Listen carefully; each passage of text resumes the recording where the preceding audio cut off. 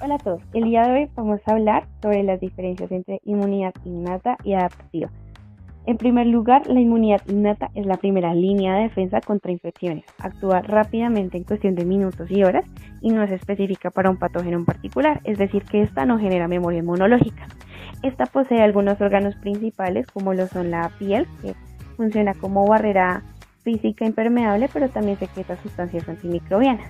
Tenemos mucosas que recubren las vías respiratorias, gastrointestinales y genitourinarias, es decir, el moco atrapa los microorganismos y los cilios empujan las partículas atrapadas en el moco. También tenemos el sistema linfático, como lo son los ganglios linfáticos y el vaso, que ayudan a la vigilancia inmunológica. Y tenemos la médula ósea, que se encarga de producir células inmunitarias. Algunos componentes físicos adicionales son las secreciones de lágrimas, saliva y sudor, que tienen lisocimas, es decir, enzimas antimicrobianas, y también tenemos una microbiota normal que compite con patógenos por nutrientes y espacio. Tenemos otros componentes químicos, como por ejemplo el pH ácido en nuestro sistema, como por ejemplo el ácido clorhídrico en el estómago o los ácidos grasos presentes en la piel. Además de las lisocimas, tenemos defensinas, que son péptidos que destruyen membranas de bacterias, hongos y virus. Y tenemos las proteínas del sistema complemento, que es una serie de proteínas plasmáticas que ayudan a destruir patógenos al perforar sus membranas. Y tenemos interferones, que son proteínas antivirales que bloquean la replicación viral. Cuando hablamos de componentes celulares, este es uno de los componentes principales de la inmunidad innata. A estos los podemos clasificar por su función principal, por su localización, por su origen y por su mecanismo de acción. Respecto a su función principal, hay de tres tipos. Pueden ser fagocíticos, citotóxicos y proinflamatorios. También por localización pueden ser circulantes en sangre o residentes en tejidos. Por su origen hematopoyético podemos decir que unos son mieloides y otros son linfoides. Y por su mecanismo de acción hay algunos que presentan fagocitosis, otros liberación de gránulos tóxicos y otros la inducción de apoptosis. Para hablar un poco más detalladamente sobre estos, la clasificación más importante es la granular y agranular. Básicamente los granulares son células que contienen muchos gránulos visibles en el citoplasma y estos contienen enzimas digestivas, histaminas, sustancias tóxicas y proteínas antimicrobianas. Estos pueden ser los neutrófilos, los eosinófilos, los basófilos y los mastocitos y las NK.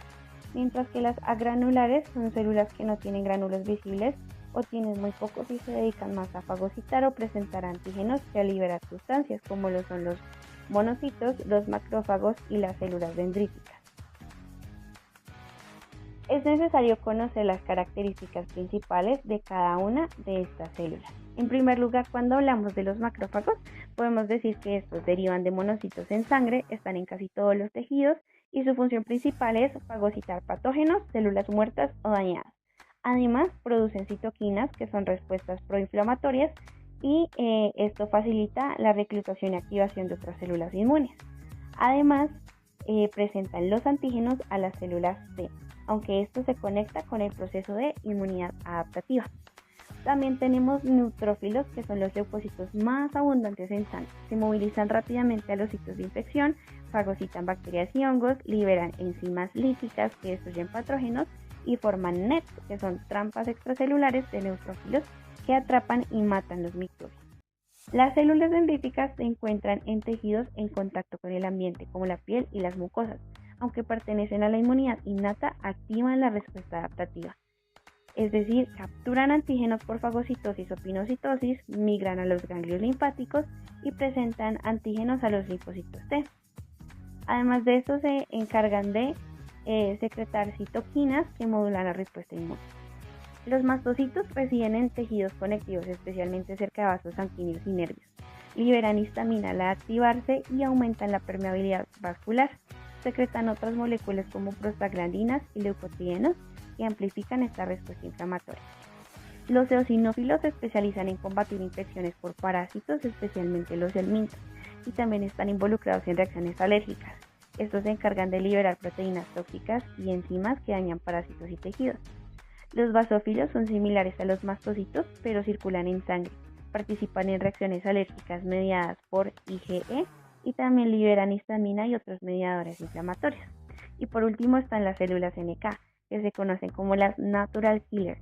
Son linfocitos innatos y detectan y destruyen células infectadas por el virus y células tumorales. Reconocen células que han perdido moléculas normales de MHC1, que son una señal de infección o transformación, y liberan perforinas que forman poros y granzimas que inducen a la apoptosis. Ahora vamos a hablar de la respuesta inflamatoria por el tema. ¿Qué sucede cuando te lesionas o estás expuesto a algún patógeno? Cuando se genera una lesión o cuando se llega a tener contacto con algún tipo de patógeno, se va a generar lo que se conoce como una respuesta inflamatoria. Esta se caracteriza por generar una sensación de calor en la zona, dolor, tumor, enrojecimiento y pérdida de la función. En los órganos linfoides se encuentran las células como los neutrófilos, monocitos que posteriormente se convierten en macrófagos, y estos se van a dirigir al lugar de la lesión o donde se encuentre el patógeno. En la piel encontramos estas centinelas, que son los neutrófilos, macrófagos y las células dendríticas que se van a encargar de producir DAMs, que son patrones moleculares asociados a daños cuando hay una célula en mal estado, o PAMs, patrones moleculares asociados a patógenos cuando tenemos la presencia de un patógeno. Y se van a reconocer por medio de los TOLs extracelulares e intracelulares. Estas células generan sustancias como las citoquinas, entre ellas la interleuquina 1, que genera calor en la zona, y las quimiosinas, que llaman más leucocitos al lugar de la lesión. La vasodilatación va a generar un enrojecimiento en la zona de la lesión. Para que estas células salgan del torrente sanguíneo, se necesitan moléculas de adición intracelular que generan que los leucocitos vayan al lugar de la lesión. Cuando se rompen las membranas se genera ácido araquidónico, que genera ciclooxigenasa, generando ciprostaglandinas que se asocian con el dolor. Se puede generar una lesión, una pérdida de la función permanente o temporal. Vamos a hablar del sistema. Este sistema complementa consta de 3 rutas: la clásica, la de lectinas y la alternativa. Para la activación de la ruta clásica se necesita un anticuerpo unido a C1q y el microorganismo. Posteriormente se genera la convertasa S3 con C4b y C2a. Estas proteínas se van a unir a la membrana junto con C3b para generar la convertasa S5. Posterior a esto se va a generar el complejo de ataque a la membrana, con C5b, C6b, C7b, C8b y C9b, que va a generar poros en la membrana para generar su lisis. La ruta de las lectinas va a constar de la manosa más el microorganismo, se genera la convertasa S3 y se sigue con la misma ruta anterior. Para la alternativa se genera C3b, el factor BB, el factor T, y así generamos la convertasa S3. Posterior a esto se genera la convertasa S5 con C3b, los factores y C3b. ¿Cuál es su función? Generar lisis en el patógeno, es antimicrobiano y tiene una función quimiotáctica. Este tipo de inmunidad surge como respuesta adaptativa generalmente a infecciones, en consecuencia de sustancias microbianas o no microbianas denominadas antígenos. Si bien estos microorganismos pueden adaptarse al sistema inmune innato, la respuesta adaptativa es mucho más concreta y especializada, permitiendo erradicar esta respuesta adaptativa está regida por células denominadas linfocitos. Estos linfocitos expresan receptores capaces de reconocer. Esta respuesta adaptativa se caracteriza por tener memoria, especificidad y diversidad y tolerancia. Esta memoria la podemos relacionar con la capacidad que tiene el sistema inmunoadaptativo de responder de nuevo a un mismo antígeno. Esta respuesta secundaria es mucho más rápida y de mayor magnitud. Por especificidad se entiende a que el linfocito identifica diferentes antígenos y a su vez diferentes porciones de este mismo complejo proteico, ya sea un polisacárido o cualquier otra macromolécula. Esta parte reconocida específicamente se denomina epítope. Por otro lado, por diversidad se puede entender a la capacidad que tiene de generar de manera aleatoria clones. En un correcto funcionamiento, el sistema inmune actúa sobre lo externo y tolera lo interno. Esto por medio de mecanismos de eliminación o regulación. Como mencionamos anteriormente, existen dos tipos de linfocitos, B y T. Estos se diferencian por medio de la respuesta que tienen frente a los antígenos.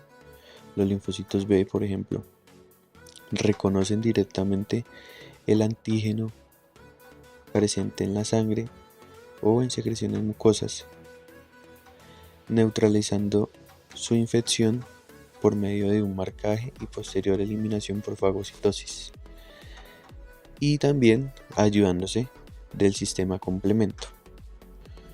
Por otro lado, los linfocitos T actúan mediante una respuesta celular. Se diferencia ya que no reconoce directamente el antígeno, sino que su anticuerpo reconoce las células que están infectadas, generalmente por virus, y fomenta la eliminación por fagocitosis o mediante la secreción de toxinas. Los linfocitos no solo se pueden diferenciar mediante su respuesta, sino que también se diferencian mediante su proceso de germinación y de maduración. Si bien parten de un linfocito común originario de la médula ósea, los linfocitos T se diferencian en el timo. Luego circulan en la sangre como linfocitos B y linfocitos T inmaduros o vírgenes, los cuales a su vez se dirigen a órganos linfáticos secundarios, como lo pueden ser los ganglios, el vaso, tejidos linfáticos mucosos y cutáneos, y allí se terminan de madurar gracias a la presentación del antígeno. Ahora vamos a hablar del complejo de histocompatibilidad que permite el reconocimiento de lo propio y lo no propio. En primer lugar tenemos el MHC clase 1, que lo van a poseer todas las células sanas y se va a relacionar con los linfocitos T, CD8 o linfocitos citotóxicos. Aquí vemos que los que reconocen las sustancias o células propias van a ser eliminados. Cuando una célula se infecta no va a funcionar correctamente y va a producir proteínas virales que se van a acoplar al MHC clase 1, quien los presenta a los receptores de linfocitos T, para que sean eliminadas posteriormente. El MHC clase 2 se relaciona con las células presentadoras de antígenos profesionales como los macrófagos, linfocitos y células dendríticas, y se relaciona con los linfocitos TCD4 o T helper. En el MHC clase 1 el péptido viral se va a encontrar en el interior de la célula, en el citosol, y por medio de proteínas transportadoras de péptidos virales va a pasar del citosol al retículo endoplasmático rugoso. Allí el MHC clase 1 lo va a presentar a los linfocitos CD8. En el caso del MHC clase 2, el péptido patógeno se encuentra fuera de la célula y esta lo va a fagocitar, y los fragmentos de proteína viral se unen a MHC clase 2, quien lo va a presentar a los linfocitos CD4 o T helper.